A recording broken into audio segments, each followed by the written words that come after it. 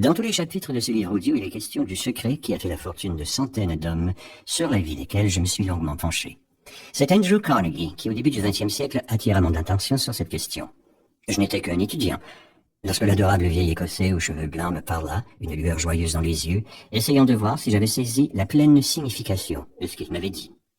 L'idée de M. Carnegie était de mettre la formule magique, grâce à laquelle il avait gagné une magnifique fortune, à la portée de tous ceux qui n'avaient pas le temps de la chercher.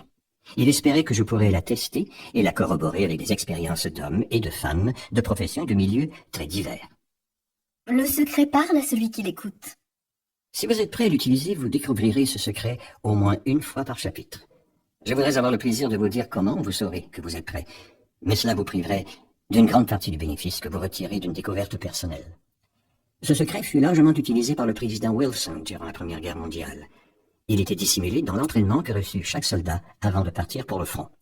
Le président Wilson me confia qu'il fut d'une aide très précieuse lorsqu'il fallut trouver les fonds nécessaires à la guerre.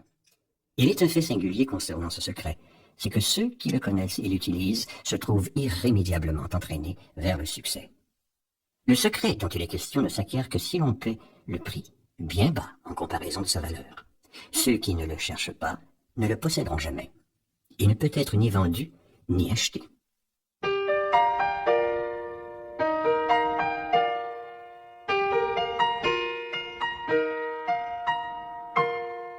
Chapitre 1.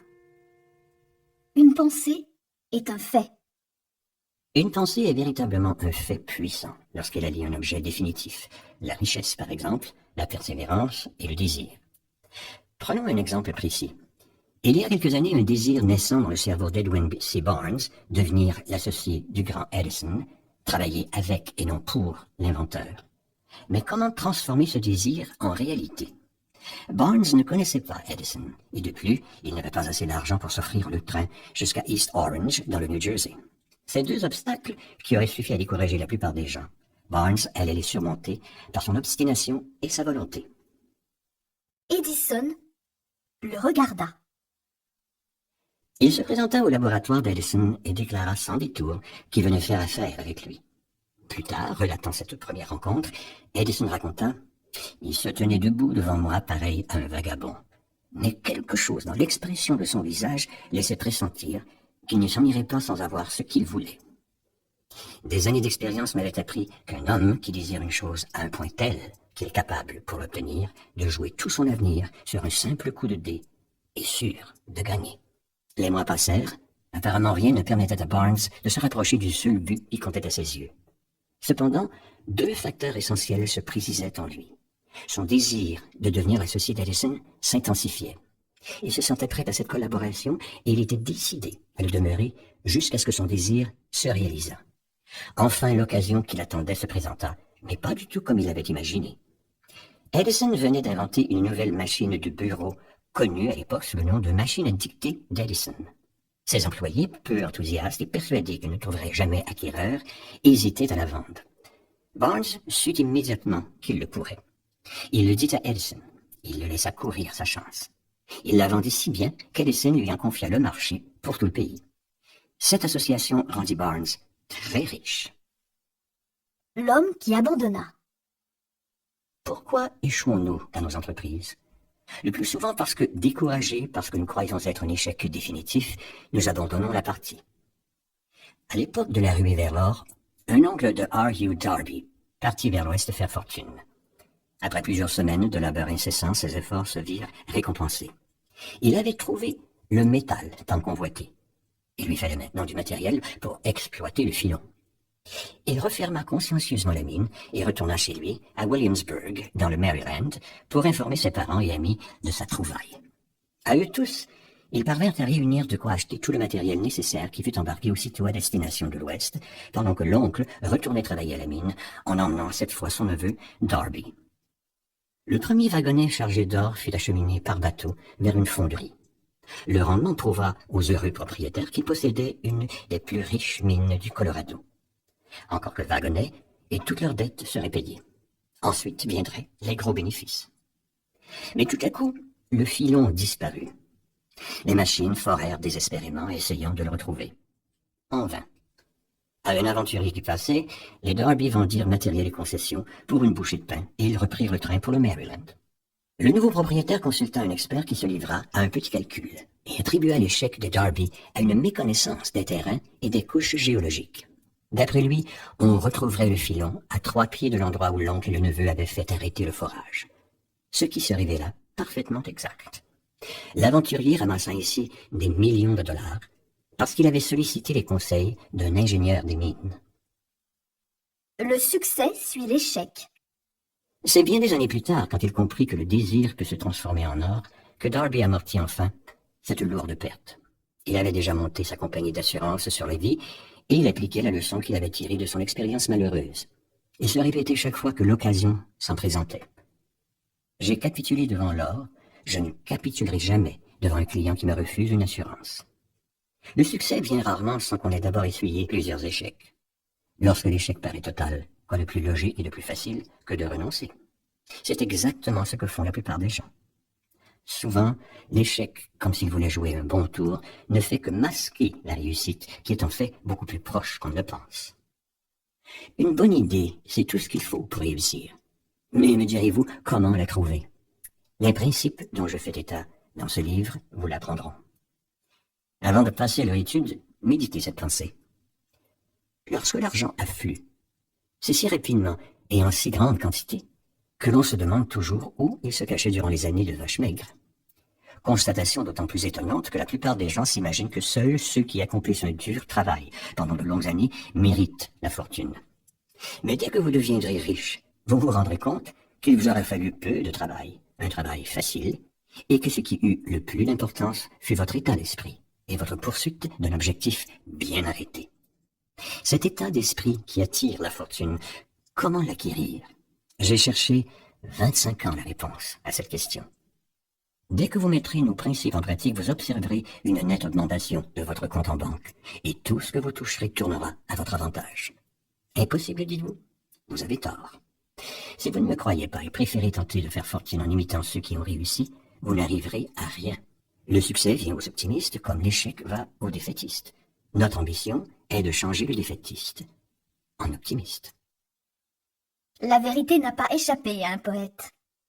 Quand Henley écrivit ces 2 vers prophétiques, « Je suis le maître de mon destin, le capitaine de mon âme. I am the master of my fate, I am the captain of my soul. » Il aurait dû préciser que nous ne sommes ce maître et ce capitaine qu'en contrôlant nos pensées. Il aurait dû nous expliquer que certaines de nos pensées, celles que j'appelle les pensées dominantes, sont si fortes qu'elles hypnotisent en quelque sorte notre cerveau. Celui-ci, par un phénomène qui reste inexpliqué, attire alors, comme le ferait un aimant, les forces, les gens et les circonstances qui s'accordent à ses pensées. Il aurait dû ajouter qu'avant d'accumuler des richesses, nous devons hypnotiser notre esprit par le désir d'argent, qui tout naturellement nous amènera à échafauder des plans dans ce sens. Mais Henley était un poète et non un philosophe.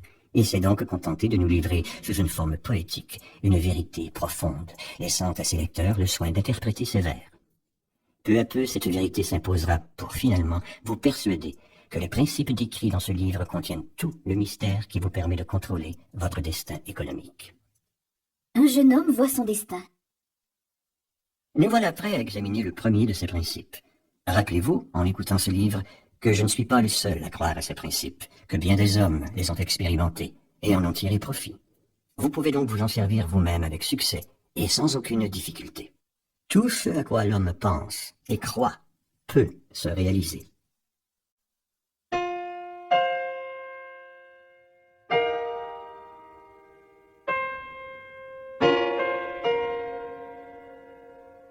Chapitre 2. Première étape vers la richesse. Le désir. Lorsqu'il y a plus de 50 ans, Edwin C. Barnes descendit du train à East Orange. Il aurait facilement pu passer pour un vagabond quand il était vêtu pauvrement. Cependant, ses pensées étaient celles d'un roi. Tandis qu'il se rendait au bureau de Thomas A. Edison, il réfléchissait. Il se voyait, parlant à Edison, lui demandant de l'aider à réaliser son désir. Non pas un espoir ou un souhait, mais un désir ardent qui surpassait tout le reste et qui était très précis. Pas de retraite possible. 5 ans s'écoulèrent avant que l'occasion attendue se présentât. Pour tout le monde, il n'était qu'un rouage de plus dans l'affaire d'Edison. Mais depuis le premier jour qu'il était entré dans la maison, Edwin Barnes se sentait l'associé de l'inventeur. Lors de son voyage à East Orange, il ne se disait pas « je vais demander à Edison de me trouver un travail, n'importe lequel », mais bien « je verrai Edison et préciserai que je veux faire affaire avec lui ». Il ne se disait pas davantage « si jamais Edison ne peut rien pour moi, j'essaierai de trouver du travail dans le coin ». Mais il se répétait fermement « je ne désire qu'une chose, être l'associé d'Edison, et je le deviendrai. Mon avenir dépend uniquement de la persuasion dont j'userai au fin d'obtenir ce que je veux. » Volontairement, il ne se ménagea aucune porte de sortie. Il devait vaincre ou mourir. Tout le secret de la réussite de Barnes est là. 6 instructions qui transformeront vos désirs en or. Tout être humain, à un moment donné, souhaite avoir de l'argent. Or, il ne suffit pas de souhaiter être riche pour le devenir. Il faut le désirer jusqu'à l'obsession, bâtir dans ce but un plan précis et s'y tenir avec une persévérance de tous les instants. Voici les 6 instructions précises et faciles à exécuter qui vous permettront de changer vos désirs en leur équivalent matériel, c'est-à-dire en argent comptant. 1. Fixez le montant exact de la somme que vous désirez. Il ne suffit pas de dire « je veux beaucoup d'argent ». Il faut en préciser la quantité. 2. Sachez exactement ce que vous allez donner en échange de l'argent que vous désirez. On n'a rien pour rien. 3. Fixez avec précision la date à laquelle vous voulez être en possession de cet argent. 4. Établissez le plan qui vous aidera à transformer votre désir et commencez-en immédiatement l'application, même si vous jugez ne pas être encore prêt. 5. Écrivez clairement sur un papier la somme que vous voulez acquérir, le délai que vous vous êtes fixé, ce que vous avez l'intention de donner en contrepartie et le plan précis que vous avez élaboré pour mener tout cela à bien. 6. Lisez vos objectifs à haute voix 2 fois par jour, le soir avant de vous endormir et le matin en vous réveillant. Pendant cette lecture, il est essentiel que déjà vous vous voyiez, sentiez et croyiez en possession de cet argent. Il est très important que vous appliquiez à la lettre ces 6 principes et spécialement le 6e. Peut-être me direz-vous qu'il vous est impossible de faire semblant d'avoir déjà cet argent. Cependant, si votre désir est aussi fort qu'il doit l'être, rien ne pourra vous arrêter et vous vous en convaincrez facilement que vous êtes déjà riche. Ce qu'il faut, c'est vouloir de l'argent et être si décidé à en avoir qu'il est facile alors de se convaincre soi-même qu'on le possède déjà. De beaux rêves peuvent vous apporter la richesse. Lorsque vous aurez décidé d'acquérir votre part de richesse, ne vous laissez pas influencer, même si l'on se moque de votre rêve. Essayez de retrouver l'esprit des grands pionniers qui ont donné à notre civilisation tout ce qu'elle a de plus valable. Si ce que vous désirez entreprendre n'est réprouvé ni par la loi, ni par la morale, si vous y croyez, alors n'hésitez pas. Faites-le et persévérez dans votre entreprise. Qu'importe ce que les autres diront si vous échouez. Ils ne savent pas que tout échec porte le germe de la réussite. Prenez l'exemple de Thomas Edison qui rêva d'une lampe électrique et la réalisa après plus de 10 000 échecs. Seuls les rêveurs stériles abandonnent. Le désir suit immédiatement le rêve. Si vous êtes paresseux ou peu ambitieux, vous ne réaliserez pas votre rêve. Il faut, pour le mener à bien, que vous ayez le désir ardent de vous imposer. Rappelez-vous que tous ceux qui ont réussi ont connu de nombreuses désillusions et des moments difficiles. Souvent des crises graves leur ont ouvert de nouveaux horizons et leur ont fait découvrir leur être véritable. Le désir rend possible l'impossible. Pour clore ce chapitre, je citerai encore quelques exemples frappants. Tout d'abord, permettez-moi de vous présenter l'être le plus extraordinaire que j'ai connu. Lorsque je le vis pour la première fois, il venait de naître, et sa petite tête ne portait pas trace d'oreille. Le médecin déclara que l'enfant était sourd-muet. En moi-même, je récusai vivement ce diagnostic. J'en avais le droit, j'étais le père de l'enfant. Mais je ne dis rien. Plus que tout au monde, je désirais qu'il fût normal. Je n'en parlais à personne et tous les jours, je me répétais l'engagement que j'avais pris vis-à-vis de moi-même, faire de mon fils un être normal. Lorsqu'il fut un peu plus grand et eut l'âge de s'intéresser aux objets qui l'entouraient, nous nous rendîmes compte qu'il entendait très faiblement. Nous trouvons un moyen. Nous achetâmes un phonographe. Quand l'enfant entendit de la musique, il fut tout émerveillé et accapara rapidement l'appareil. Un jour, il fit tourner le même disque pendant 2 heures, debout devant le phonographe, les dents soudées au bord du coffre. Plus tard, apprenant que l'os est bon conducteur du son, nous sûmes la raison de cette attitude. Je me rendis compte qu'il me comprenait parfaitement lorsque je parlais en appuyant les lèvres sur l'os mastoïde à la base de son crâne. C'était le moment de transférer dans son esprit mon désir. Comme il aimait beaucoup qu'on lui racontât des histoires, j'en ai vanté qui devait développer sa confiance en lui, son imagination et un désir ardent d'entendre et d'être comme tous les autres enfants. À son histoire préférée, je donnais chaque fois que je la contais une nouvelle intensité dramatique. Elle avait pour but de le persuader que son infirmité n'était pas un boulet qu'il traînerait toute sa vie, mais un atout favorable. Rien n'aurait pu l'arrêter. En repensant cette expérience, je compris que les résultats inouïs que nous obtîmes étaient, avant tout, dus à la foi que mon fils mettait en moi. Il ne s'étonnait de rien, ne me posait jamais de questions. Je lui expliquais qu'il possédait un net avantage sur son frère aîné, ce qui de plusieurs manières jouerait en sa faveur. Par exemple, à l'école, ses professeurs s'occupaient davantage de lui et seraient très gentils. Ce qui se révéla toujours exact. Enfin, il entend. L'enfant fit toutes ses classes, puis fréquenta l'université, sans pouvoir entendre ses professeurs, sauf quand ceux-ci criaient et qu'il était au premier rang.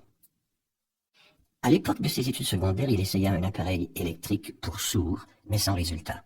Aussi, lorsque quelques années plus tard, peu avant de quitter l'université, il en reçut un autre, hésita-t-il longtemps avant de le porter, craignant une déception aussi grande que la première.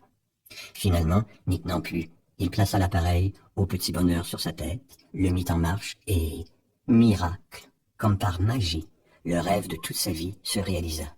Pour la première fois, il entendait presque aussi bien que les autres. Le jeune sourd aide les autres. Réalisant encore difficilement tout ce que cette aventure allait lui apporter, il écrivit fou de joie au fabricant de l'appareil, lui décrivant avec enthousiasme sa propre expérience. Sa lettre plut. Il fut invité à New York, escorté jusqu'à la fabrique où il rencontra l'ingénieur en chef. C'est en lui racontant comment sa vie avait été transformée par un petit appareil qu'une idée qui allait convertir son infirmité en atout et le rendra à la fois riche et heureux lui traversa l'esprit. Il comprit tout à coup qu'il pourrait venir en aide à des milliers de sourds qui ignoraient l'existence de ces appareils électriques. Durant 1 mois entier, il fit des recherches dans ce sens. Il étudia le marché du fabricant et imagina les moyens d'entrer en contact avec les sourds du monde entier. Puis, il présenta à la compagnie un projet s'étalant sur 2 ans et fut immédiatement engagé pour le mener à bien. Blair désirait entendre, et il entend.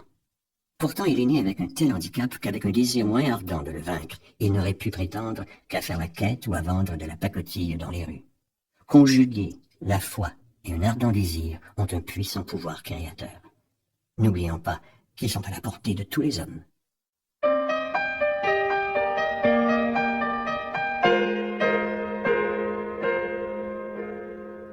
Chapitre 3. Deuxième étape vers la richesse. La foi. La foi est le chimiste en chef de votre esprit. Vous n'aurez la foi que si vous la cherchez. La foi est un état d'esprit que l'on acquiert en affirmant ou en répétant des instructions au subconscient qui jouent un très grand rôle dans la concrétisation du désir. Prenez en exemple votre propre cas. Pourquoi écoutez-vous ce livre? Parce que vous voulez savoir comment transformer votre intangible désir en son équivalent palpable, c'est-à-dire en argent. La seule façon de développer volontairement la foi est de répéter à son subconscient des ordres affirmatifs. Peut-être comprendrez-vous mieux, à la lumière de l'exemple suivant, comment certains hommes deviennent des criminels endurcis. Voici en effet ce que dit un célèbre criminologiste. Lorsqu'un homme affronte le crime pour la première fois, il est horrifié et déteste ce qu'il a fait. S'il persiste à l'affronter, il s'y habitue et finalement l'assimile à sa façon de vivre. Ce qui revient à dire que n'importe quelle pensée répétée sans cesse au subconscient est finalement acceptée. Considérez maintenant la remarque suivante. Toutes les pensées qui ont été ressenties et pétries de foi se transforment d'elles-mêmes en leur équivalent physique. Les émotions animent les pensées et nous poussent à l'action. La foi, l'amour et le désir physique donnent à la pensée une plus grande puissance. Nous avons vu que les pensées stimulées par la foi atteignent et influencent le subconscient. Précisons que toute pensée agit de même, qu'elle soit animée par un sentiment positif ou par un sentiment négatif. Ceux qui pensent qu'ils n'ont pas de chance. Vous allez en déduire que le subconscient traduit en son équivalent physique une pensée aussi bien négative, c'est-à-dire destructrice, que positive et constructrice. De là l'étrange phénomène dont sont victimes des millions de gens. Ils pensent qu'ils n'ont pas de chance. Ils se croient condamnés à la pauvreté et à l'échec par une force étrange sur laquelle ils sont persuadés de n'avoir aucun contrôle. Ces gens-là sont les artisans de leur propre malheur. Leurs pensées noires sont captées par le subconscient qui les transforme en leur équivalent physique. Rappelons qu'il ne suffit pas de voir se transformer un désir en son équivalent physique, de l'imposer au subconscient. Encore faut-il croire à la mutation. Vous devez encourager les émotions positives pour dominer votre pensée et bannir à jamais les idées noires. C'est essentiel. Votre esprit sera alors un tremplin pour la foi et donnera à volonté des instructions au subconscient qui les acceptera et travaillera immédiatement à leur réalisation. Les pensées dominantes de votre esprit. Qu'est-ce que l'autosuggestion et quel est son pouvoir? Il est bien connu que l'on finit par croire, même si c'est faux, ce que l'on s'est répété maintes fois. Celui qui se répète un mensonge finit par ne plus le voir tel qu'il est. Il en est une vérité. Il en fait une vérité personnelle. Les pensées dominantes d'un homme le différencient d'un autre et le font ce qu'il est. Comment se greffe dans notre esprit la graine originelle d'une idée, d'un plan ou d'une intention? La réponse est simple, par la répétition de la pensée. C'est pourquoi il vous est recommandé de mettre sur papier votre but essentiel, de l'apprendre par cœur et de le répéter tous les jours à haute voix jusqu'à ce que votre subconscient en ait capté les ondes. Prenez la résolution de ne vous laisser influencer en rien et de bâtir votre propre vie comme vous l'avez décidé. En faisant l'inventaire de vos possibilités et de vos qualités, peut-être découvrirez-vous que vous avez un point faible. Manquez-vous par exemple de confiance en vous? C'est un handicap certain, mais que vous pouvez parfaitement surmonter. Par l'autosuggestion, transformez votre timidité en courage. Voici 5 règles qui, apprises par cœur et répétées, vous permettront d'appliquer le principe de l'autosuggestion. 5 règles pour avoir confiance en soi. 1. Je sais que je suis capable d'atteindre le but que je me suis fixé. En conséquence, j'exige de moi-même une action continue et inlassable dans ce sens. 2. Je sais que mes pensées dominantes passeront par plusieurs stades avant de se transformer en réalité physique. C'est pourquoi je consacrerai 30 minutes par jour à penser à l'être que j'ai l'intention de devenir et à m'en faire une image précise. 3. Je sais que grâce au principe de l'autosuggestion, n'importe quel désir que je garderai obstinément dans mon esprit se manifestera bientôt par des signes extérieurs avant d'atteindre enfin le but fixé. C'est pourquoi je consacrerai 10 minutes par jour à exiger de moi-même une plus grande confiance. 4. J'ai rédigé une description très claire du but précis que je me suis fixé et je ne cesserai d'essayer de le réaliser. 5. Je sais parfaitement bien qu'une richesse ou qu'une situation mal acquise est un château construit sur le sable. Elle ne saurait durer. Aussi n'engagerai-je aucune transaction qui, ne bénéficiant qu'à moi-même, léserait une ou plusieurs personnes. Vous pouvez vous imaginer dans la pire des catastrophes. Le subconscient ne fait pas la différence entre les pensées positives ou négatives. Il travaille avec les matériaux qu'on lui donne et il concrétise aussi bien une pensée de peur qu'une autre de courage. Si vous n'avez en vous que peur, doute et maigre confiance en votre aptitude à saisir et à utiliser les forces de l'intelligence infinie, la loi d'autosuggestion s'emparera de ces sentiments qui seront traduits par le subconscient en leur équivalent physique, ce qui serait bien sûr désastreux.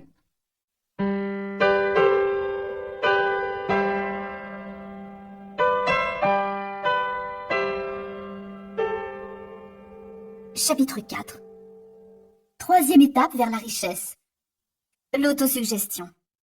On appelle autosuggestion toute suggestion que l'on s'adresse à soi-même et qui, par l'intermédiaire des 5 sens, atteint notre cerveau. Elle fait communiquer le conscient et l'inconscient. Chargée de nos pensées dominantes, l'autosuggestion touche volontairement le subconscient et l'influence à agir en accord avec celle-ci. La nature a donné à l'homme le pouvoir de contrôler par ses 5 sens tout ce qui touche le subconscient. Mais l'homme ne se rend toujours pas compte qu'il peut exercer ce contrôle. Dans la majorité des cas, il ne l'exerce pas, ce qui explique pourquoi, tant de gens restent pauvres toute leur vie. Par l'autosuggestion, l'individu peut nourrir son subconscient de pensées constructives ou au contraire permettre à des pensées destructives de s'épanouir dans le riche jardin de son esprit. L'inspiration vous guidera. Ne vous attendez pas à recevoir le message du subconscient tel un plan précis qu'il vous appartiendra de réaliser. Mais gardez l'esprit alerte, sans crainte ou doute sous-jacent. Restez éveillé et satisfait, comme si vous étiez en possession de votre bien. Le plan du subconscient vous atteindra probablement sous forme d'inspiration. Sachez la reconnaître. Emparez-vous-en et appliquez-la. Votre subconscient va travailler. Les instructions qui vous ont été données au second chapitre vont maintenant être résumées et amalgamées aux principes qui font l'objet de ce chapitre-ci. 1. Le soir, dans votre lit, vous retirez dans un endroit tranquille, où vous ne serez ni distrait ni dérangé. Fermez les yeux et répétez à haute voix, de façon à entendre vos propres mots, la déclaration que vous avez écrite et qui fixe le montant de la somme que vous désirez acquérir, le délai que vous vous donnerez en échange. En même temps, imaginez-vous déjà en possession de l'argent. Exemple, vous décidez que dans 5 ans, le 1er janvier 2000 et quelques, vous aurez en votre possession 100 000 $ et qu'en échange, vous avez l'intention de travailler comme vendeur. En échange, je ferai tout mon possible pour rendre de bons services chez qui que ce soit, comme vendeur. Décrivez exactement le service que vous allez rendre ou la marchandise que vous vendrez. 2.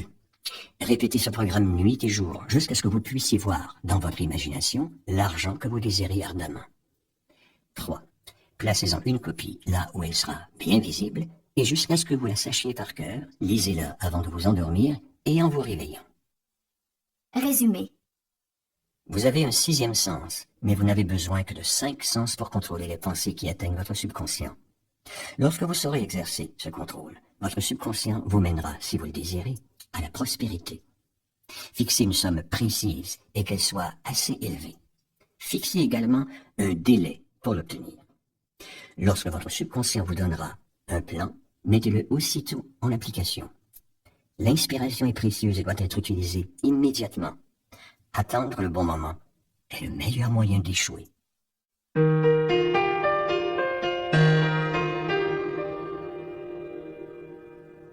Chapitre 5.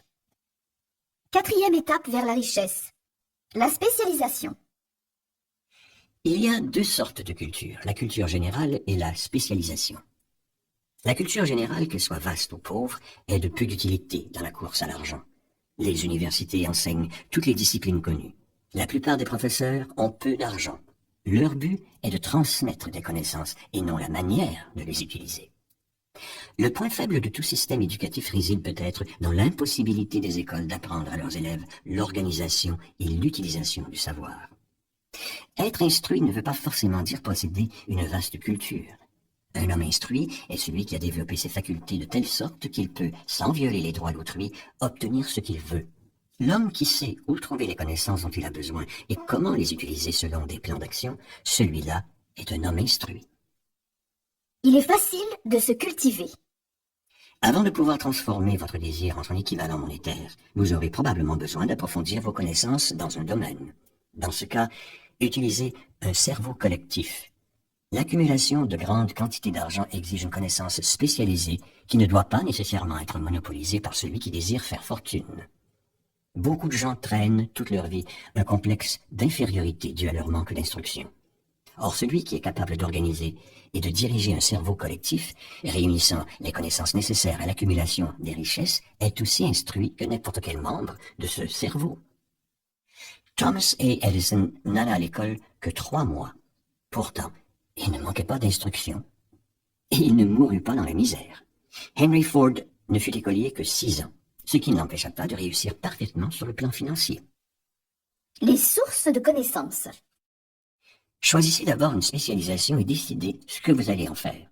En principe, le but qui vous tient à cœur, celui vers lequel tendent tous vos efforts, la déterminera sans erreur possible. Cette question résolue, cherchez les sources de cette spécialisation. Voici les plus importantes. 1. Votre instruction et votre propre expérience. 2. L'instruction et l'expérience des autres, le cerveau collectif. 3. Les collèges et les universités. 4. Les bibliothèques municipales, livres et revues dans lesquels on peut trouver un condensé du savoir de notre civilisation. Et 5, des cours spéciaux, école du soir et cours par correspondance. Lorsque de nouvelles connaissances sont acquises, il faut les ordonner et les utiliser dans un but précis, selon des plans faciles à suivre. Les connaissances n'ont de valeur que dans leur utilisation. Si vous décidez de suivre un enseignement complémentaire, sachez d'abord dans quel but vous désirez l'acquérir et où vous pourrez le suivre. Les hommes qui réussissent, et cela dans toutes les sphères d'activité, ne cessent jamais d'enrichir leurs connaissances spécialisées. Ceux qui échouent font souvent l'erreur de croire que le temps d'apprendre se termine avec l'école. En vérité, l'école ne fait qu'essayer de nous apprendre comment nous pouvons acquérir des connaissances pratiques.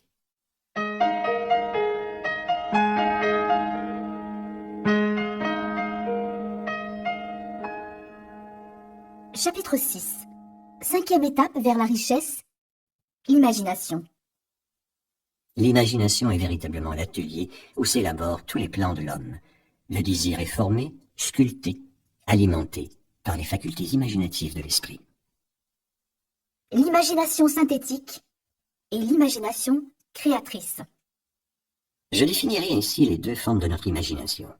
L'imagination synthétique nous permet de maquiller, en de nouvelles combinaisons, les vieux concepts, les vieilles idées et les vieux plans.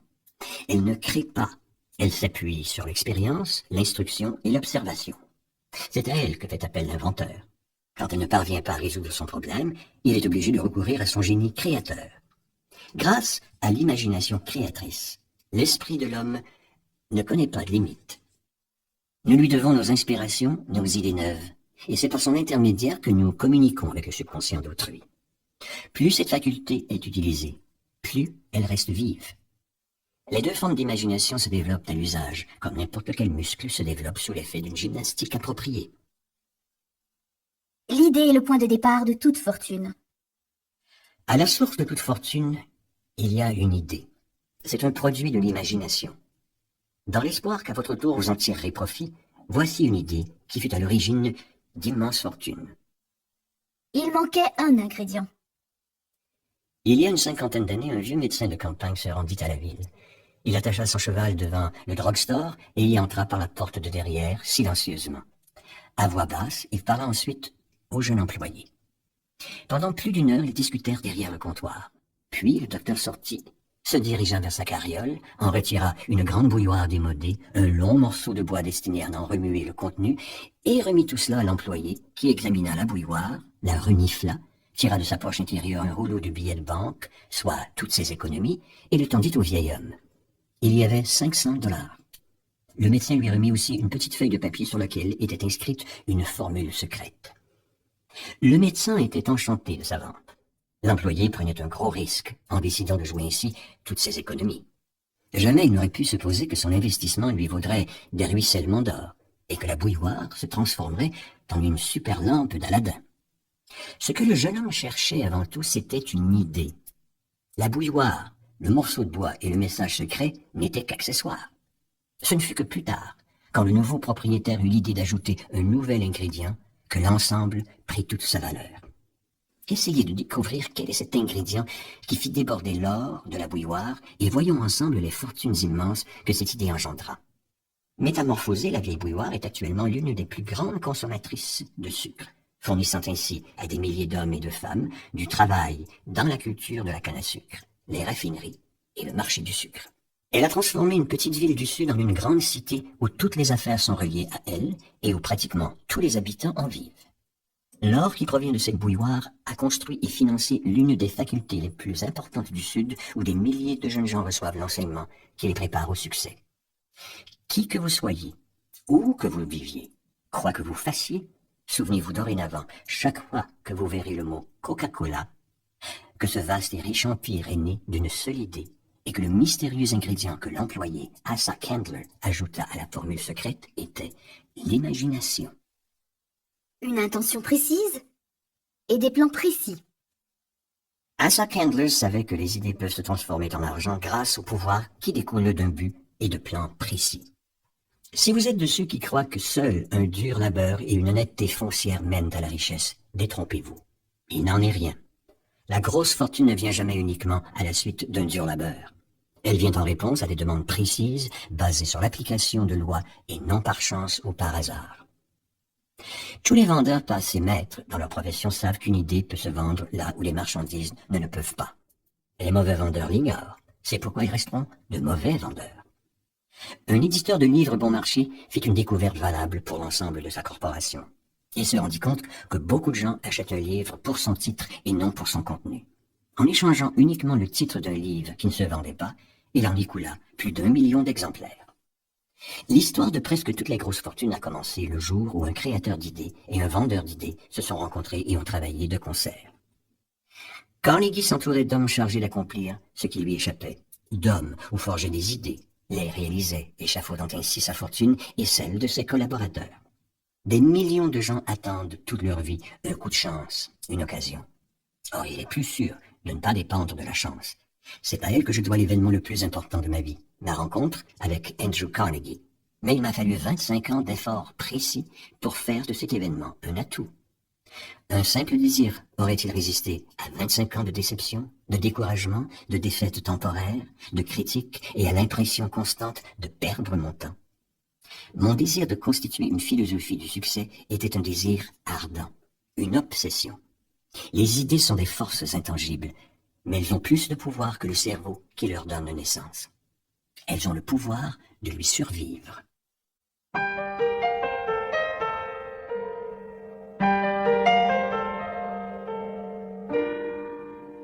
Chapitre 7. 6e étape vers la richesse. L'élaboration des plans.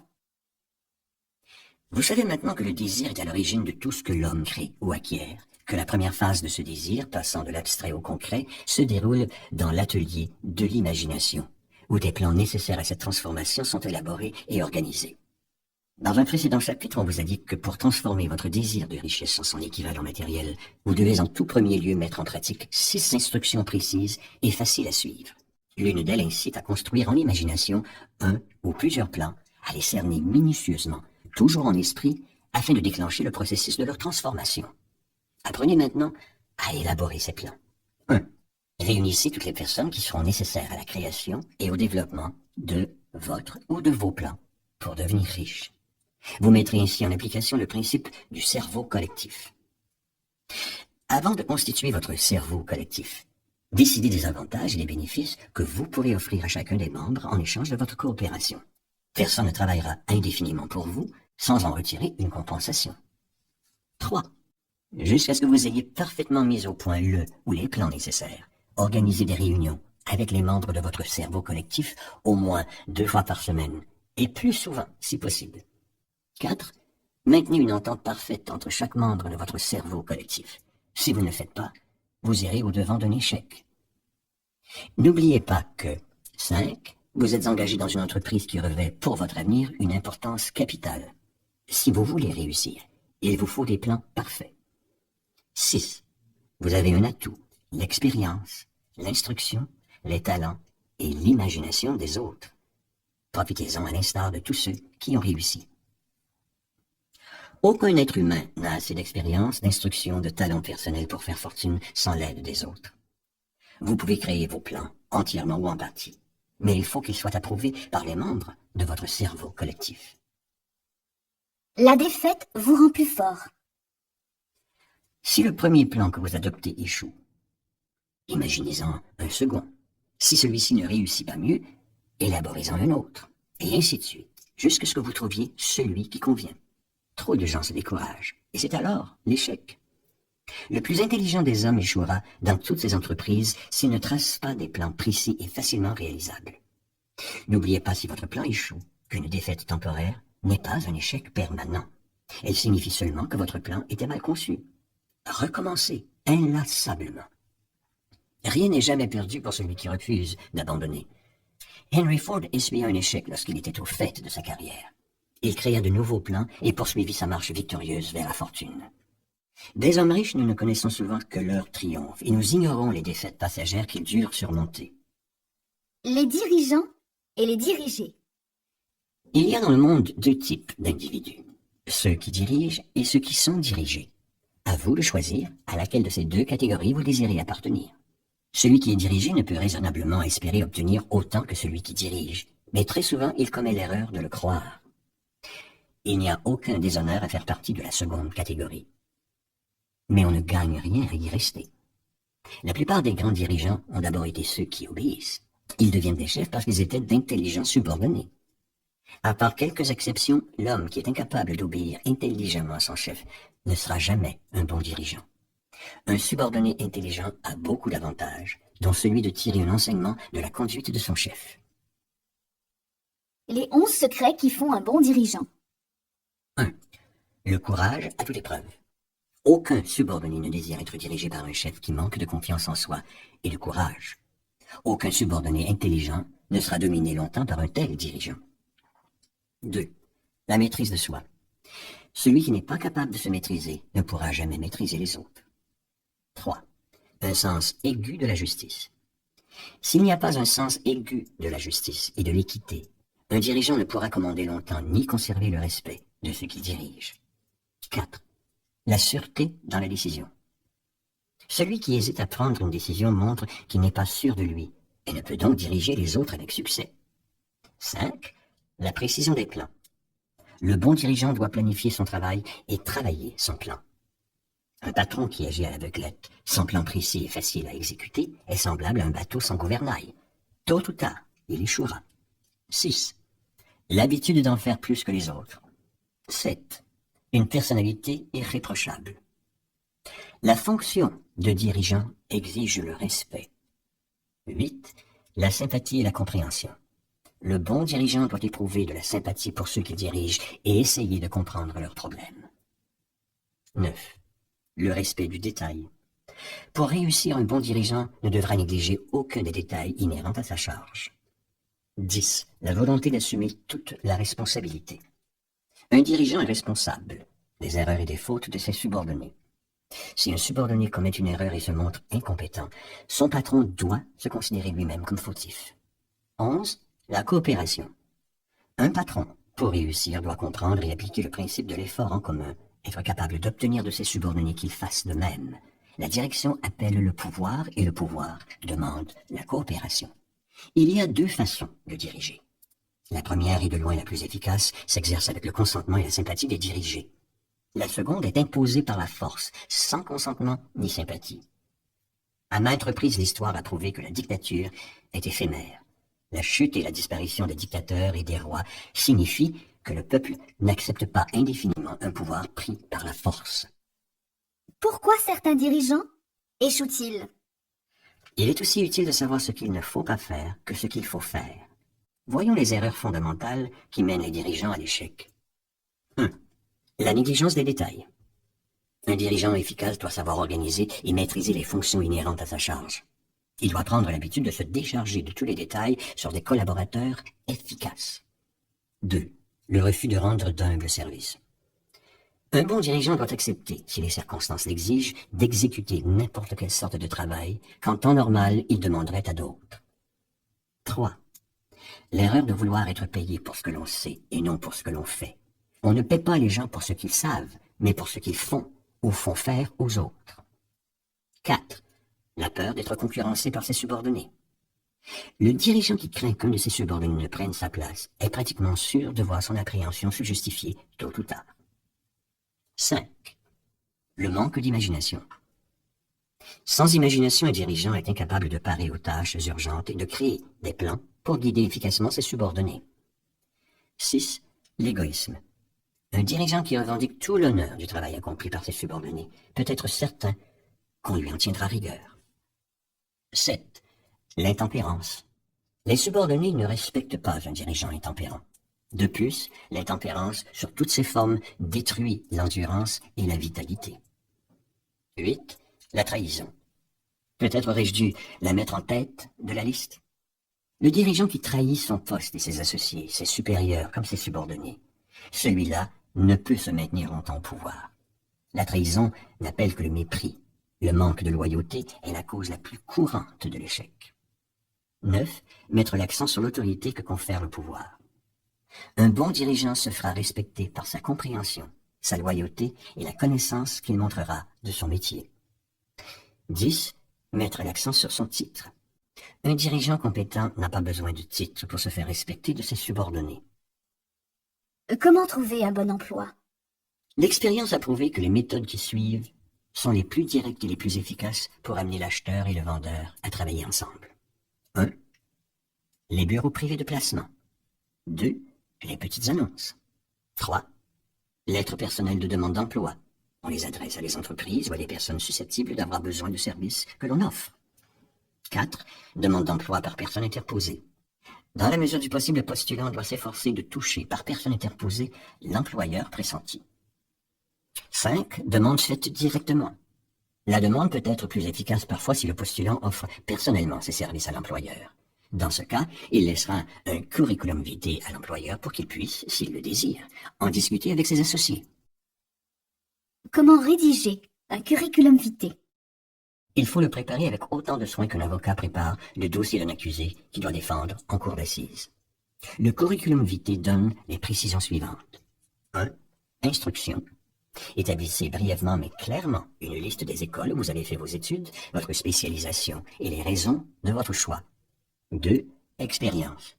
Si vous avez déjà occupé des postes semblables à celui que vous sollicitez, décrivez-les et donnez les noms et les adresses des employeurs. 3. Référence. Pratiquement toutes les entreprises veulent connaître les antécédents d'un éventuel employé.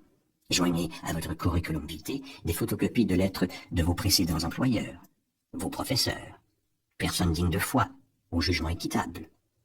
4. Photographie. Joignez-y aussi une photographie récente. 5. Sollicitez un emploi précis.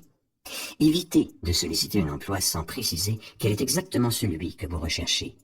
Ne demandez jamais n'importe quel emploi, ou en déduisant que vous n'avez pas de qualification spécifique. 6. Indiquez les qualifications que vous possédez pour cet emploi. Détaillez amplement la raison qui vous pousse à croire que vous êtes qualifié pour le poste que vous briguez. 7. Offrez de travailler à l'essai. Si vous êtes sûr de vos qualifications, proposez un essai. Cette suggestion montrera que vous avez confiance en vos possibilités et que vous serez à la hauteur de l'emploi. 8. Connaissance de votre employeur éventuel. Avant de solliciter un emploi dans une entreprise, renseignez-vous sur elle et précisez dans votre curriculum vitae ce que vous avez appris à ce sujet. Cherchez le travail que vous aimerez faire. 1. Décidez exactement quel travail vous aimeriez accomplir. S'il n'existe pas, peut-être pourriez-vous l'inventer. 2. Choisissez l'entreprise ou l'homme avec qui vous désirez travailler. 3. Étudiez votre employeur éventuel, son caractère, son personnel. Évaluez vos chances d'avancement. 4. En analysant vos qualités, voyez ce que vous pouvez offrir et sous quelle forme. 5. Quand vous aurez votre plan en tête, confiez-en la rédaction à un spécialiste. 6. Présentez-le à la personne qui a autorité en la matière et elle fera le reste. Toutes les entreprises cherchent des personnes qui peuvent lui apporter quelque chose de valable, que ce soit des idées ou des services. Elles ont toute une place pour la personne qui a établi un plan d'action précis au service de leurs intérêts. Le client est votre partenaire. Dans le monde moderne, les relations entre employeurs et les employés ont beaucoup changé. On parle de collaboration qui évolue de plus en plus vers l'association avec les clients. De nos jours, courtoisie et service sont les mots d'ordre du commerce. L'employé est maintenant devenu un gentleman, enchanté d'être à votre service. C'est la qualité des services, leur quantité et l'esprit qui les animent, qui déterminent le salaire et la durée de l'emploi. La qualité du service implique toujours et partout la meilleure exécution de chaque détail inhérent à la fonction. La quantité indique qu'il faut rendre tous les services possibles. Efforcez-vous d'augmenter votre potentiel en développant votre habileté dans la pratique et l'expérience. Que ceci devienne une habitude. 31 façons d'échouer. Essayer de toutes ses forces et échouer, voilà une des plus grandes tragédies humaines. Tragédie en effet, si l'on compare le très grand nombre de gens qui échouent à celui, très limité, de ceux qui réussissent. J'ai pu étudier le comportement de plusieurs milliers d'hommes et de femmes, dont 98 étaient considérés comme des ratés. J'en ai conclu qu'il existe 31 grandes raisons d'échec et 13 principes primordiaux qu'il faut connaître et appliquer pour faire fortune. Voici la liste des 31 causes d'échec. 1. Un terrain héréditaire peu favorable. Malheureusement, on ne peut rien en faire, ou si peu, pour ceux qui naissent avec une déficience mentale. 2. Pas de but bien défini. Il n'y a aucun espoir de succès pour celui qui n'a pas de but bien défini. 3. Le manque d'ambition pour s'élever au-dessus de la médiocrité. 4. Une instruction insuffisante. Pour avoir de l'instruction, il faut plus qu'un diplôme universitaire. Est instruit celui qui a appris à obtenir ce qu'il veut de la vie sans pourtant léser les intérêts des autres. 5. Le manque d'autodiscipline. 6. La mauvaise santé. La vraie réussite appartient à ceux qui sont en bonne santé. La maîtrise et le contrôle de soi peuvent éliminer de nombreuses causes de maladies, dont une alimentation trop riche, la mauvaise habitude de penser négativement, les abus sexuels, le manque d'exercice physique, une mauvaise respiration empêchant une oxygénation adéquate. 7. Les mauvaises influences pendant l'enfance. 8. L'hésitation. La plupart des êtres arrivent au bout de la vie sans avoir entrepris quoi que ce soit, car en vain ils ont attendu le bon moment. Ne les imitez pas. Le bon moment ne vient jamais. Mettez-vous immédiatement à l'ouvrage avec les outils dont vous disposez. Peu à peu, vous en trouverez de meilleurs. 9. Le manque de persévérance. En général, nous commençons assez bien ce que nous entreprenons, mais nous le finissons mal. Nous avons tendance à abandonner prématurément. 10. Une personnalité négative. 11. L'impossibilité de contrôler ses instincts sexuels. 12. Le désir incontrôlé de gestes gratuits. L'instinct du jeu conduit des millions de gens à leur perte. Une étude du crash de 1929 montre que des millions de personnes essayèrent à ce moment-là de gagner de l'argent en jouant leur stock de provisions. 13. Le manque de décision. Les hommes qui réussissent prennent leurs décisions rapidement. 14. Les 6 formes fondamentales de la peur. Elles sont analysées dans un chapitre ultérieur. Pour pouvoir rendre des services efficaces, il faut absolument les maîtriser. 15. Mal choisir son partenaire dans le mariage. 16. Trop de circonspection. Celui qui n'ose saisir la chance devra se contenter des miettes laissées par les autres. 17. Mal choisir ses associés. 18. La superstition et les maléfices. La superstition est une forme de peur et d'ignorance. 19. Se tromper de vocation. Personne ne peut réussir dans une entreprise qui ne lui plaît pas et où il ne se sent pas à l'aise. 20. La dispersion de l'effort. Le touche-à-tout est finalement incapable de faire quelque chose convenablement. 21. L'habitude de dépenser sans compter. Le prodigue ne peut réussir parce qu'il sera éternellement pauvre.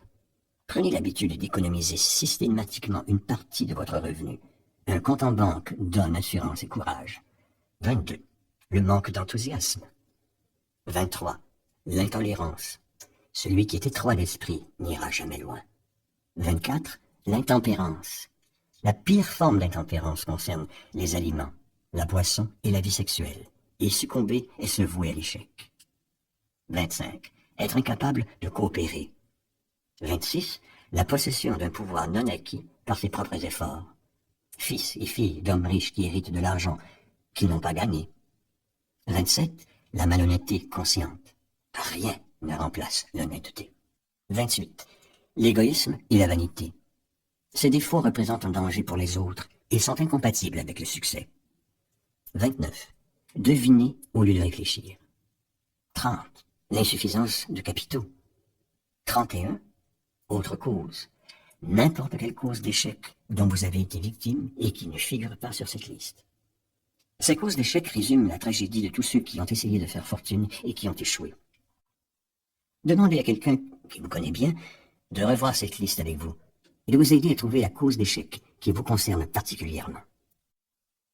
La civilisation est bâtie sur le capital.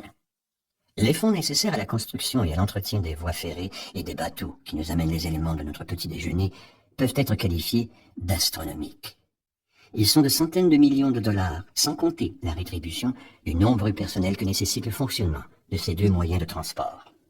Mais trains et bateaux ne sont pas sortis de terre tout seuls et ne marchent pas automatiquement. Ils sont le résultat du travail, de l'ingéniosité, de l'habileté d'hommes riches d'imagination, de foi, d'enthousiasme et qui possèdent un esprit de décision et une persévérance à toute épreuve. Ces hommes, on les appelle des capitalistes. Ils sont mus par le désir de construire, d'entreprendre, de rendre des services utiles, de gagner de l'argent, de faire fortune. Et parce qu'ils rendent des services indispensables à la société, ils se placent eux-mêmes sur le chemin de la fortune.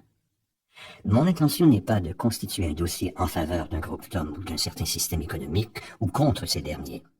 Si j'ai analysé ici les avantages économiques du système capitaliste, C'est pour vous prouver que tous ceux qui cherchent à faire fortune doivent apprendre à reconnaître le système qui ouvre les voies d'accès à la fortune et s'y adapter. En présentant le problème de cette façon, on s'oppose à la version généralement défendue par les politiciens et les démagogues qui délibérément se ferment des issues en traitant le capital organisé comme s'il était un poison. L'Amérique du Nord est capitaliste. Elle s'est développée grâce au capital. Or, nous devons savoir que nous n'aurions ni espoir de richesse ni occasion de faire fortune si le capital organisé ne nous en donnait pas la possibilité. Faire fortune légalement, c'est rendre des services utiles. Aucun système n'a encore été inventé qui permettrait, sans rien donner en échange, d'acquérir légalement de l'argent.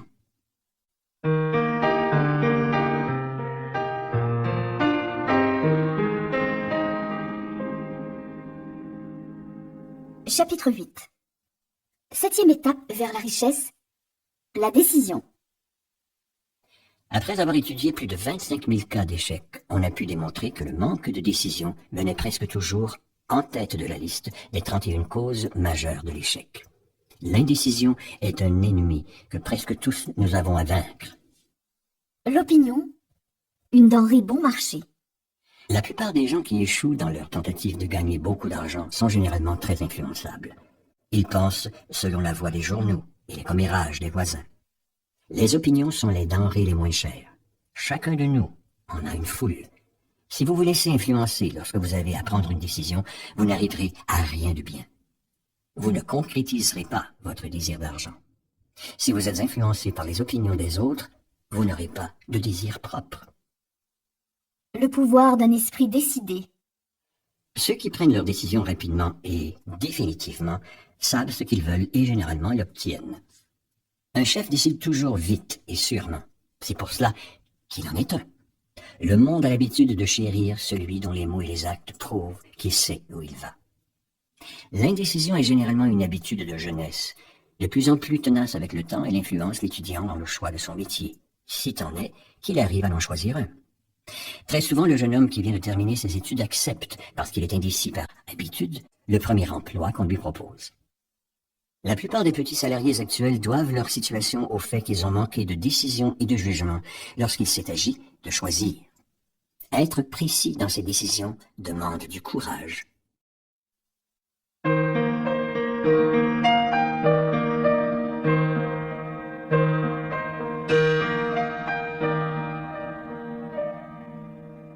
Chapitre 9. 8e étape vers la richesse. La persévérance. La persévérance est l'un des facteurs essentiels à la transformation du désir d'argent en son équivalent matériel. À l'origine de la persévérance, il y a le pouvoir de la volonté. Conjuguer le pouvoir de la volonté et le désir sont irrésistibles. Les hommes qui gagnent de grosses fortunes donnent souvent l'impression d'être durs et froids. La plupart du temps, on ne les comprend pas. Au pouvoir de la volonté, ils allient la persévérance et c'est avec ces deux qualités qu'ils assurent la réalisation de leurs désirs. La plupart des gens sont prêts à abandonner leur but et leur projet au premier signe d'opposition ou d'échec. Il y en a très peu qui, malgré les obstacles, persévèrent jusqu'à ce qu'ils atteignent leur but. Le mot « persévérance » n'a pas valeur d'héroïsme. C'est une qualité qui est au caractère de l'homme ce que le carbone est à l'acier. Un désir tiède apporte de maigres résultats. Le manque de persévérance est l'une des causes les plus importantes d'échec. La plupart des gens souffrent de cette faiblesse. On peut cependant lutter contre elle, d'autant plus facilement que le désir de la vaincre est grand.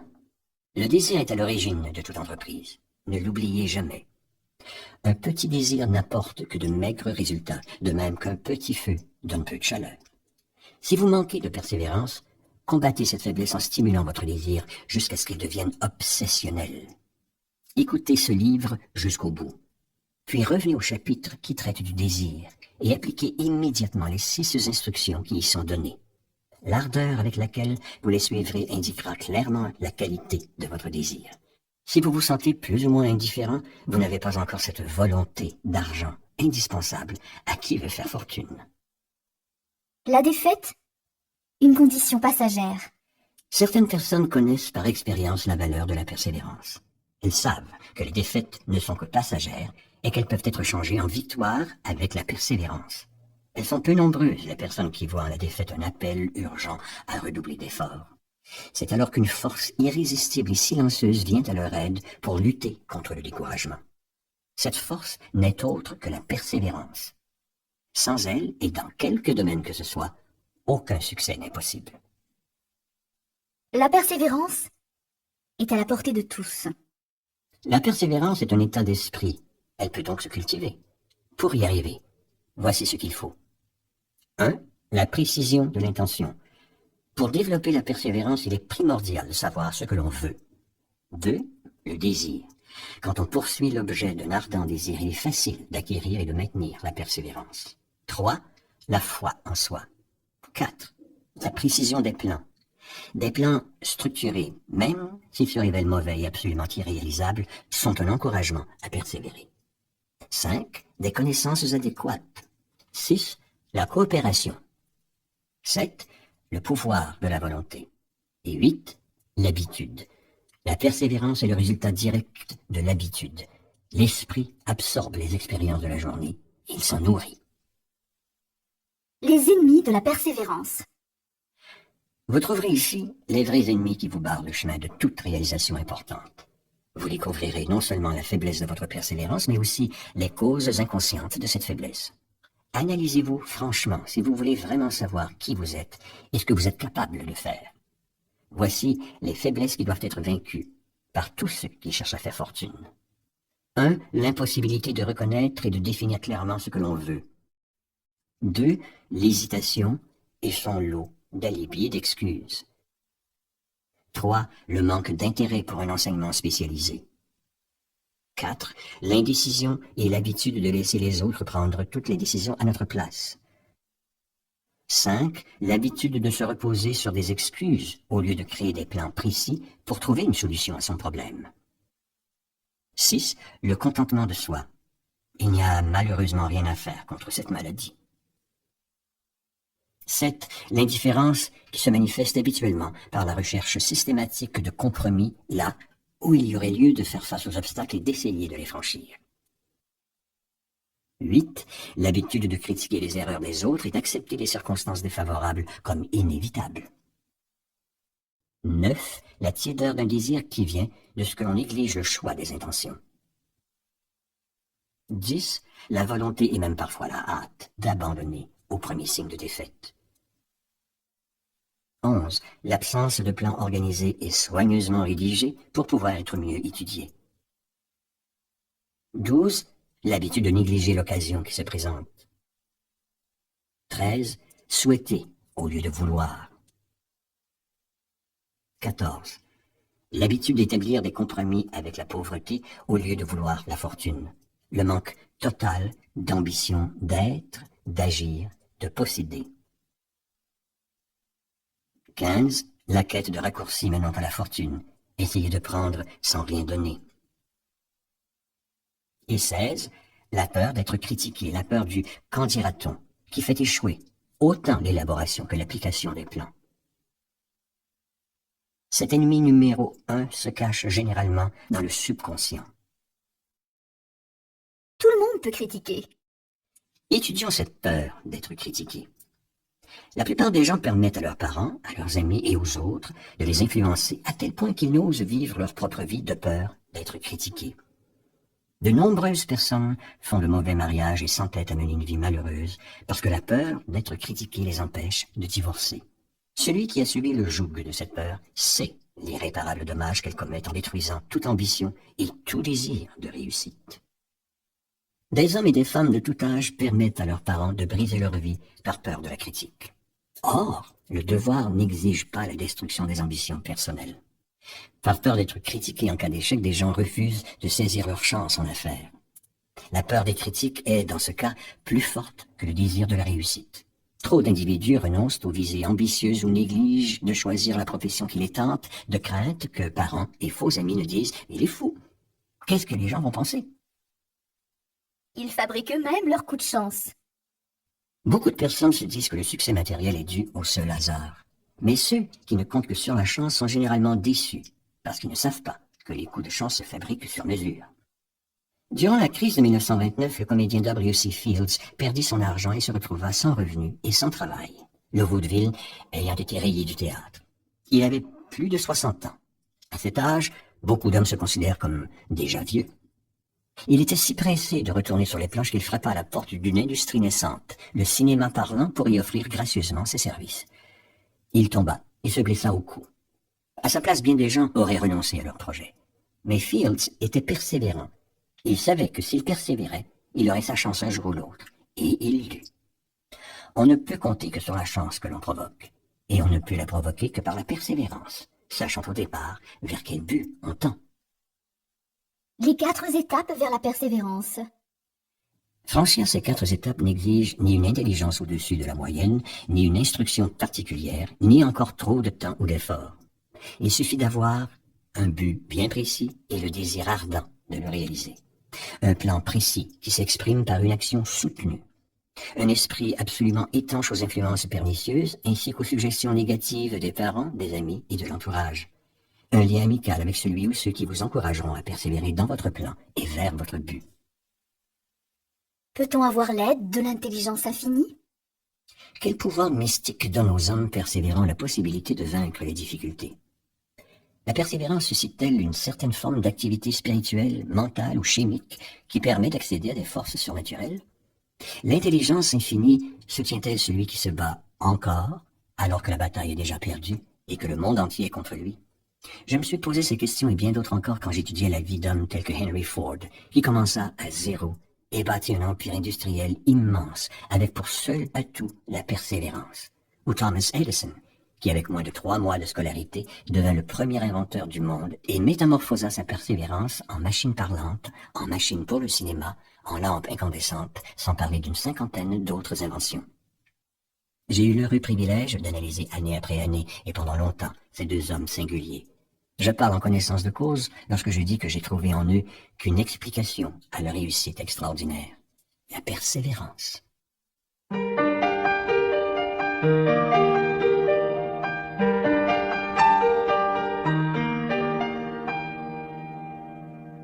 Chapitre 10. 9e étape vers la richesse. Le pouvoir du cerveau collectif. Pour faire fortune, le pouvoir est indispensable. Élaborer des plans est inutile si on ne possède pas le pouvoir de les exécuter. Le pouvoir peut être défini ainsi. Une connaissance organisée et intelligemment dirigée. Le pouvoir dans ce cas désigne un effort organisé assez important pour permettre à un individu de transformer son désir en son équivalent monétaire. L'effort organisé résulte de la coordination de 2 ou plusieurs personnes qui, dans un esprit d'entente, travaillent dans un but bien défini. Le pouvoir est nécessaire à qui veut faire fortune. Il est indispensable, ensuite, pour conserver l'argent acquis. Voyons comment on peut acquérir le pouvoir, puisqu'il est une connaissance organisée. Examinons-en les sources.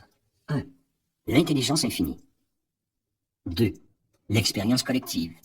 L'expérience collective humaine, ou du moins celle qui a été organisée et enregistrée, est indispensable dans n'importe quelle bibliothèque municipale bien garnie. Une grande part de cette expérience collective est enseignée et étudiée dans les écoles publiques et dans les facultés. Et 3. Les études et les recherches. Dans tous les domaines de recherche où l'homme a cherché, trouver et classifier les dernières découvertes. Il faut référer à ces sources individuelles lorsque les connaissances ne peuvent s'acquérir à travers l'expérience collective. L'imagination créatrice y joue également son rôle. La connaissance ainsi obtenue peut être convertie en pouvoir si elle est utilisée dans le cadre de plans précis qui se traduiront par des actes. Le secret du succès d'Andrew Carnegie.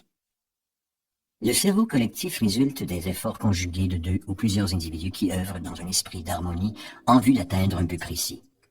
Sans la coopération d'un cerveau collectif, aucun individu ne peut profiter d'un tel pouvoir. Nous allons maintenant étudier 2 particularités du cerveau collectif, l'une étant d'ordre économique et l'autre d'ordre psychique. Celui qui s'entoure d'hommes bienveillants, avisés, prêts à l'aider, dans un esprit de parfaite harmonie, celui-là bénéficie d'avantages économiques certains. L'aspect psychique est plus subtil. Si 2 esprits travaillent ensemble, ils libèrent une 3e force invisible et intangible, semblable à un 3e esprit. L'esprit humain est producteur d'énergie. Vous pouvez utiliser plus de matière grise que vous n'en avez. Le cerveau de l'homme peut se comparer à une batterie électrique. Il est bien connu que plusieurs batteries connectées produiront plus d'énergie qu'une seule. Il est non moins connu que la quantité d'énergie émise par une seule batterie est fonction du nombre et de la capacité de ses éléments. Compte tenu que certains cerveaux sont plus efficaces que d'autres, nous pouvons dire qu'un ensemble de cerveaux coordonnés harmonieusement produira plus d'énergie qu'un seul cerveau. On comprend immédiatement pourquoi le cerveau collectif est la clé du pouvoir que possèdent les hommes qui savent bien s'entourer. La pauvreté n'a pas besoin de plan. L'argent est timide et méfiant. Il faut lui faire la cour et le gagner par des méthodes qui ressemblent à celles qu'utilise l'amoureux pour conquérir la jeune fille de ses pensées. Aussi étrange que cela paraisse, le pouvoir qui est utilisé pour gagner de l'argent n'est pas très différent de celui qui est mis en œuvre pour gagner le cœur d'une jeune fille. Ce pouvoir pour agir et conquérir la richesse doit être empreint de foi, de désir, de persévérance et être utilisé suivant un plan d'action précis. Quand l'argent afflue, c'est avec l'aisance d'un torrent. Nous avons tous en nous un torrent dont les eaux divergentes coulent vers la richesse et vers la pauvreté. La pauvreté et la richesse échangent souvent leur place. La richesse prend celle de la pauvreté, seulement s'il y a des plans bien conçus et soigneusement exécutés dans ce sens. La pauvreté est timide et réservée. Pour l'avoir, il faut l'attirer.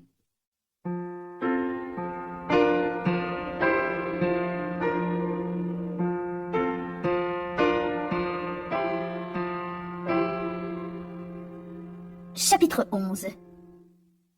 10e étape vers la richesse. La transmutation en langage simple, c'est le changement ou la transformation d'un élément en un autre.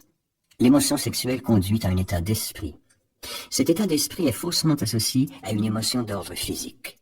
Or, l'émotion sexuelle a 3 raisons d'être. La perpétuation du genre humain, le maintien de la santé en tant qu'agent thérapeutique, il n'a pas d'équivalent, et la transformation de la médiocrité en génie. Cette transformation ou transmutation sexuelle est facile à expliquer. L'esprit s'éveille et remplace des pensées d'expression physique par des pensées plus hautes ou simplement d'un autre ordre. Le désir sexuel est le plus puissant des désirs. Il stimule, développe l'imagination, la finesse de perception, le courage, la volonté, la persévérance et un pouvoir créateur qui va croissant.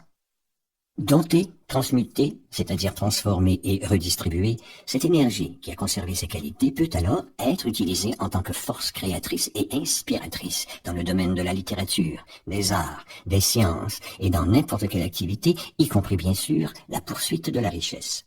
Cette transformation de l'énergie sexuelle demande un effort de volonté largement récompensé. Le pouvoir sexuel est un pouvoir conducteur. Celui qui a découvert comment transformer son énergie sexuelle en une énergie créatrice peut s'estimer heureux. Une étude scientifique a établi que les hommes qui réussissent le mieux sont ceux qui ont un tempérament sexuel très développé et qui ont appris l'art de transformer l'énergie sexuelle. Les hommes qui ont amassé une grosse fortune et ont réussi dans le domaine de la littérature, des arts, de l'industrie, de l'architecture et dans leur profession générale ont agi sous l'influence d'une femme. Cette étude a porté sur 2 siècles de biographie et d'histoire. Beaucoup d'énergie sexuelle gaspillée.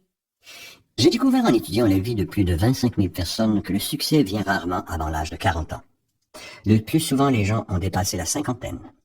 Cette constatation fut si frappante que j'ai décidé d'étudier plus à fond cette réalité. Les jeunes gens ont tendance à gaspiller leur énergie en permettant trop souvent à leur émotion sexuelle de s'exprimer physiquement. La plupart des êtres humains n'ont jamais appris que l'énergie sexuelle peut servir à des fins créatrices. La plupart de ceux qui font cette découverte la font après un gaspillage de plusieurs années, pendant lesquelles l'énergie sexuelle est à son apogée, soit avant 45-50 ans. C'est à ce moment-là que les réussites s'enregistrent. Jusqu'à l'âge de 40 ans, la vie d'un homme reflète un gaspillage d'énergie, qui, si elle avait été dirigée vers un seul but, aurait donné d'excellents résultats. Les émotions les plus vives et les plus fortes sont jetées aux 80. L'énergie sexuelle et l'art de la vente. Un homme qui a appris le métier de vendeur à plus de 30 000 personnes a découvert avec étonnement que les gens à l'énergie sexuelle plus forte étaient les meilleurs vendeurs. On en trouve l'explication dans cet élément de la personnalité que l'on appelle le magnétisme personnel, et qui n'est ni plus ni moins que l'énergie sexuelle. Un certain désir sexuel confère toujours un grand magnétisme qui facilite les contacts avec autrui. Cette énergie peut se détecter par la poignée de main. Elle indique immédiatement la présence ou le manque de magnétisme. Le ton de la voix.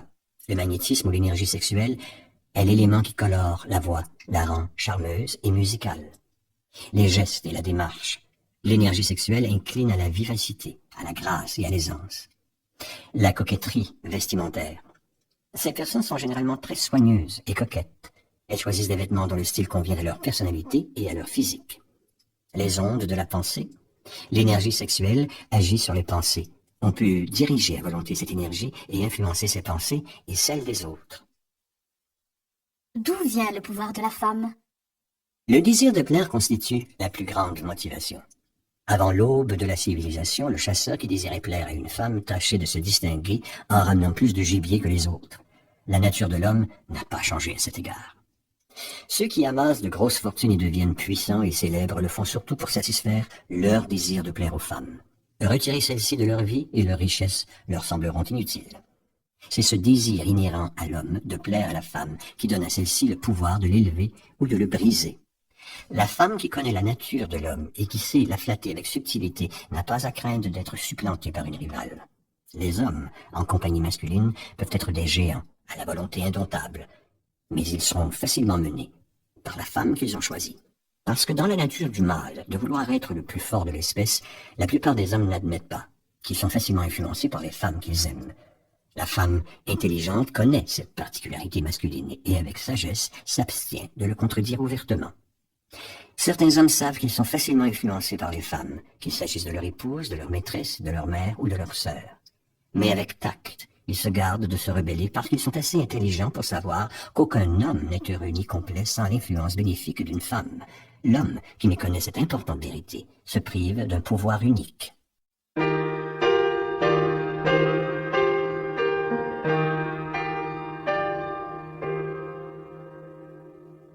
Chapitre 12. 11e étape vers la richesse. Le subconscient. Le subconscient classe et enregistre toute pensée qui atteint le conscient par l'un des 5 sens. Il reçoit et classe les impressions sensorielles ou les pensées, peu importe leur nature. Vous pouvez volontairement transmettre à votre subconscient un plan, une pensée ou un projet que vous désirez transformer en son équivalent matériel. Le subconscient agit d'abord sur le désir dominant qui a été valorisé par un sentiment tel que la foi. Le subconscient travaille jour et nuit par un processus qui nous est inconnu. Il se nourrit aux forces de l'intelligence infinie et transforme volontairement un désir en son équivalent physique, utilisant toujours les moyens les plus pratiques pour atteindre son but. Vous ne pouvez contrôler entièrement votre subconscient, mais vous pouvez lui confier le plan, le désir ou le but que vous voulez concrétiser. La première création doit être la pensée. Lorsque vous aurez accepté comme une réalité l'existence du subconscient, y compris son rôle d'intermédiaire dans la transformation du désir en son équivalent physique ou monétaire, vous comprendrez toute la signification des instructions qui vous ont été données à propos du désir. Vous saisirez aussi pourquoi il vous a été si souvent recommandé de préciser vos désirs et de les écrire.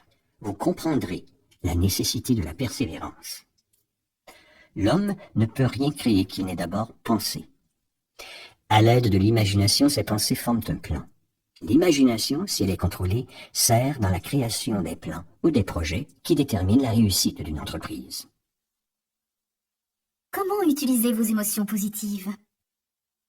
Le subconscient est plus facilement influencé par les pensées chargées d'émotions que par celles qui relèvent de la raison.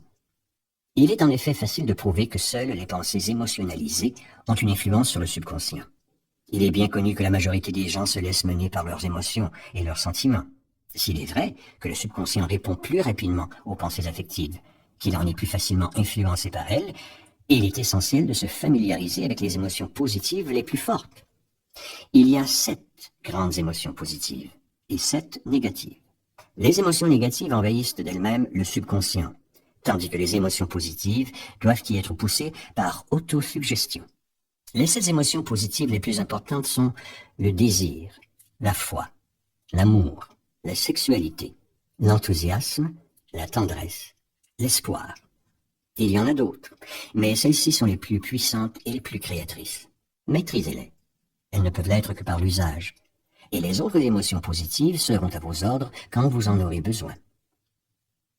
Les 7 émotions négatives les plus importantes et à éviter sont la peur, la jalousie, la haine, la vengeance, l'avidité, la superstition et la colère. Des émotions positives ne peuvent occuper votre esprit en même temps que les émotions négatives. Faites votre choix. La présence d'une seule pensée négative dans votre subconscient suffit à détruire tous les changements constructifs que vous aurez effectués dans votre subconscient.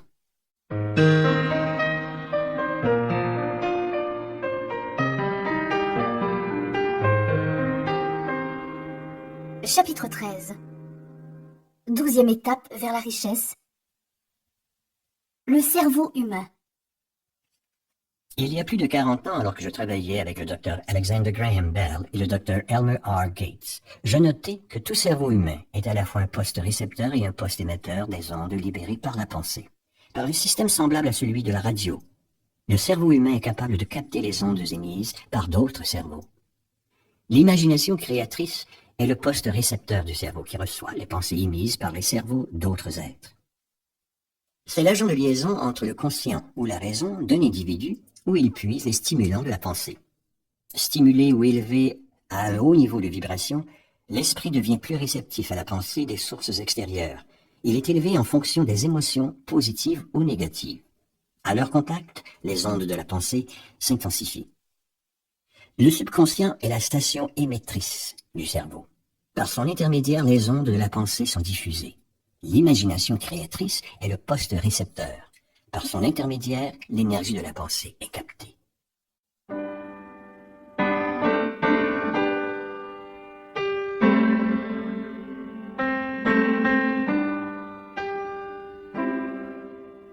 Chapitre 14. 13e étape vers la richesse. Le 6e sens. C'est grâce au 6e sens que l'intelligence infinie peut communiquer avec l'individu. Le 6e sens est cette partie du subconscient à laquelle on a donné le nom d'imagination créatrice. On l'a aussi nommé le poste récepteur des idées, des plans et des pensées qui pénètrent l'esprit sous la forme d'inspiration. Le 6e sens défie toute description. Il ne peut être expliqué à celui qui n'a pas suivi le développement des chapitres précédents. On ne peut le comparer à rien. La compréhension du 6e sens ne vient que par la méditation. La cause première. L'auteur ne croit pas au miracle et ne s'en fait pas d'avocat. Il connaît assez bien la nature pour savoir qu'elle ne déroge jamais à ses lois. Parce que quelques-unes des lois sont incompréhensibles, nous n'hésitons pas à qualifier de miracle leurs effets.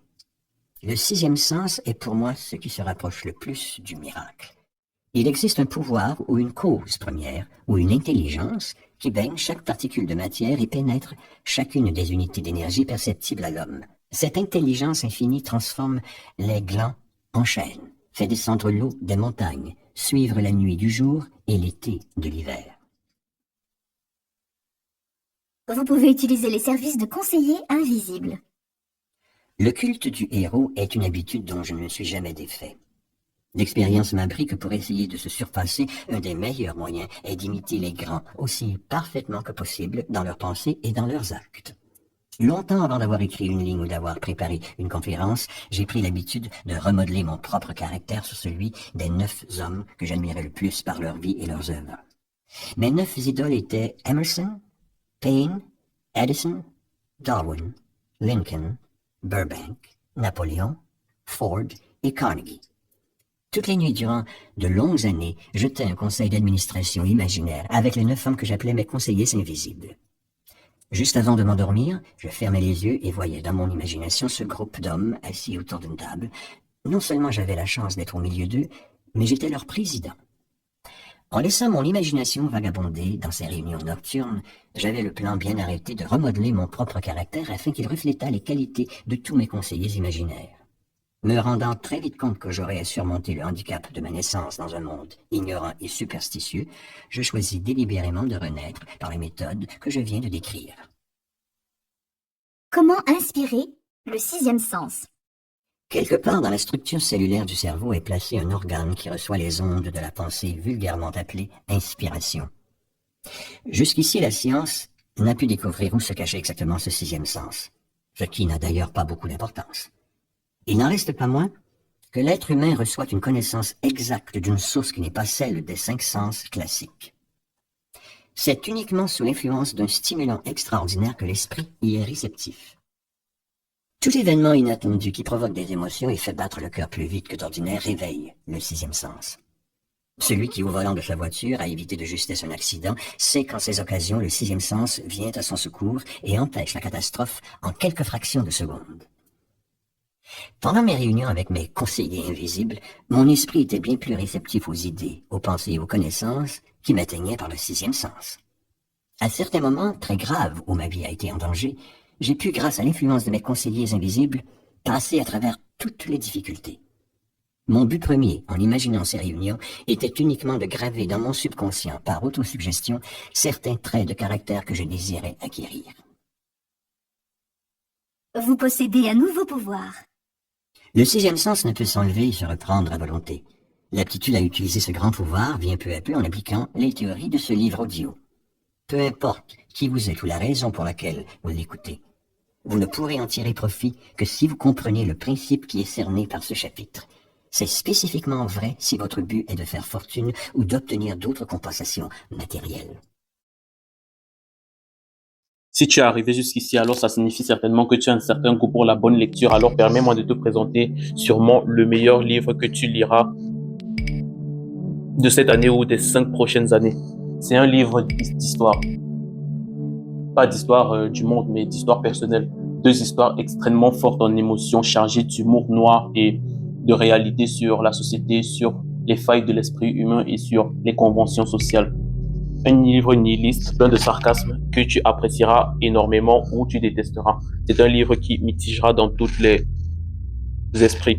À lire obligatoirement avec une certaine dose de second degré, car l'auteur ici aborde des thèmes qui le condamneraient si ses lecteurs n'ont pas une certaine intelligence et un certain degré de second degré.